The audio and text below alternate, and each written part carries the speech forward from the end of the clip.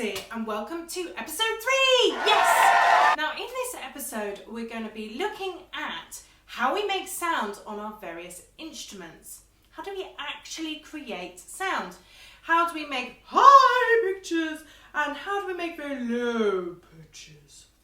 And then how do we make loud notes and how do we make very quiet notes? So first of all, if we're a wind player, so we play a brass or a woodwind instrument, we produce sound by blowing into the instrument.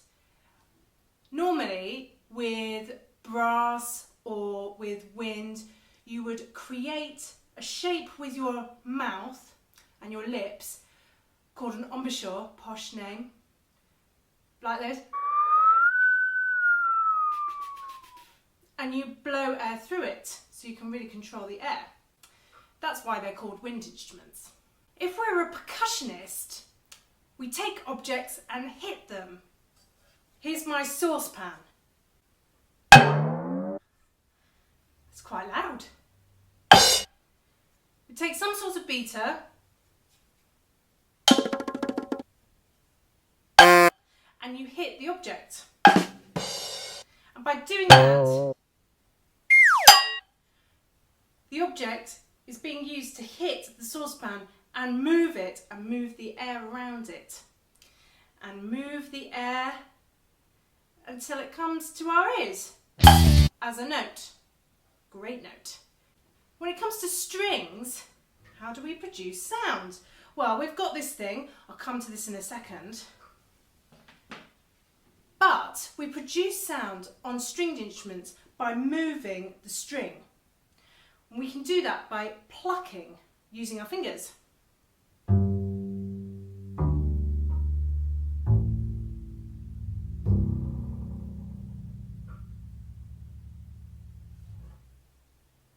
When we pluck the strings, we're moving the string and making the air vibrate around it.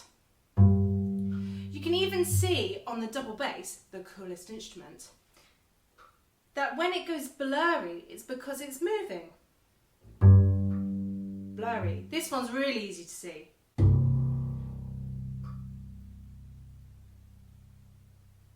So string players use our fingers to pull the string, make the string move and vibrate.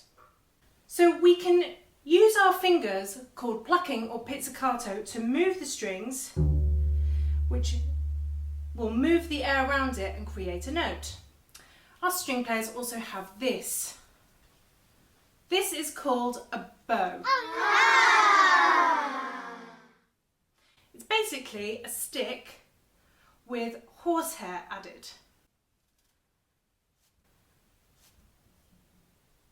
We don't use hair from our heads because, well, this is just so luscious and smooth and silky and wouldn't do that much on an instrument. So we use horsehair because it's quite coarse and it has many, if we looked under it in a microscope, many hooks. So it makes it a really good thing to pull the metal strings.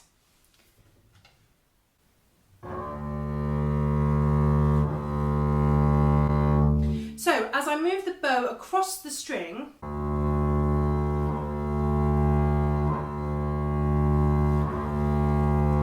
I move the string using the bow, using the horsehair, which vibrates it to create a note.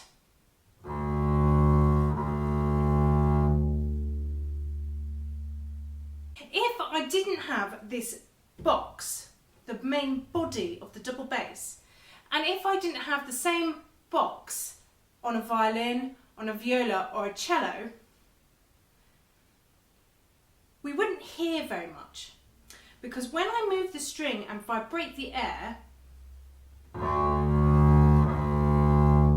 it goes in to the double bass and comes out amplified or made louder.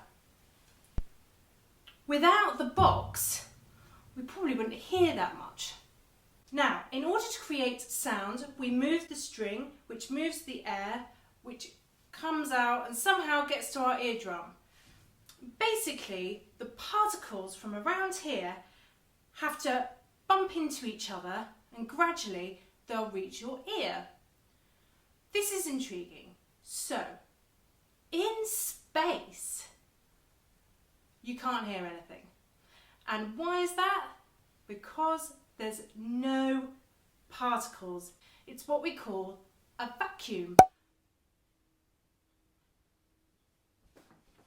Because there's no particles in the air in space.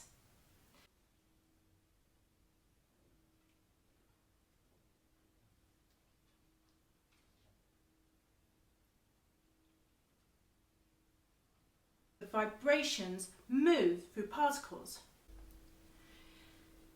If I take this really cool gadget called Newton's Cradle, Newton was a scientist and he came up with this. It shows that if the vibrations from my string hit this ball, it will be transferred to this one. So, let's say this is my note. And you'll see when I let go of this one, the ball at the end is going to go off because the vibrations are transferred through the particles in the air.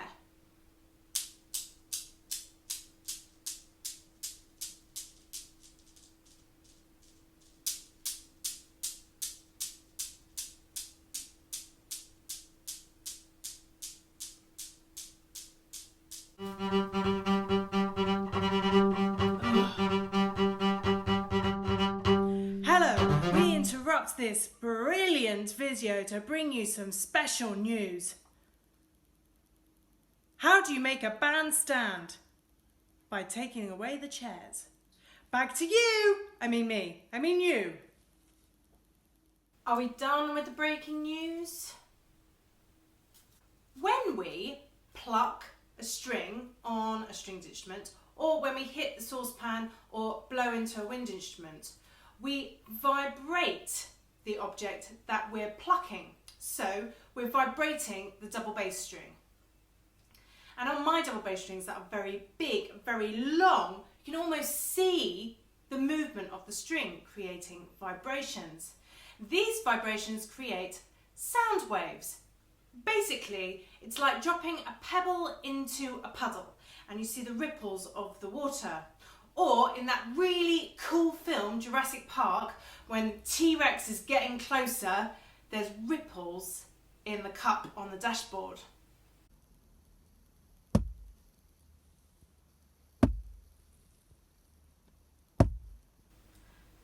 So just like that, when we hit a saucepan or pluck a string, we create sound waves by vibrating the object.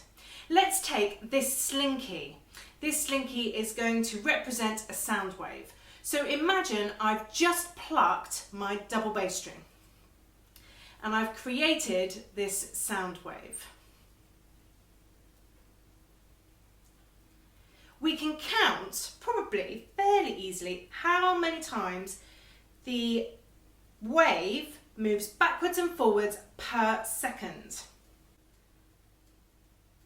1, 2, 3, 4. So however many times a sound wave moves back and forth per second will dictate the pitch. Now, sound waves themselves can look and be all different shapes and sizes, and that kind of depends on what type of sound, because a double bass sounds very different to a saucepan. We just take the wavelength and count how many times it moves back and forth per second, we will get pitch. The slower it moves back and forth and the lower the number of times it moves back and forth, the lower the pitch of the instrument. Now, if I plucked my double bass string and I'd shortened the length of the string, so let's shorten the slinky, like this, and move it back and forth.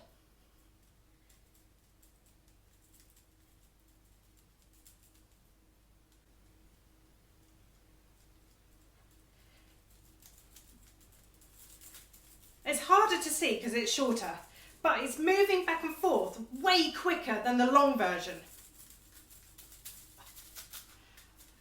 The shorter a string or the smaller an object, when we hit it and cause vibrations, the sound waves are smaller and therefore it takes less time for them to go backwards and forwards per second. This means the pitch of note is higher. Try at home. You might have a slinky like this, or you might have a skipping rope, or even just a piece of string or your shoelace. Try moving it back and forth and counting how many times you can make a sound wave go. And if you shorten your shoelace to half, see how quickly you can move it backwards and forwards. This is how we make the pitch of the note, and how if we shorten or smallen an instrument, we create small sound waves that move much quicker and therefore play really high-pitched notes. So that's why the double bass, being so big with such a long strings, means that the sound waves created move slowly per second, and therefore the frequency is lower.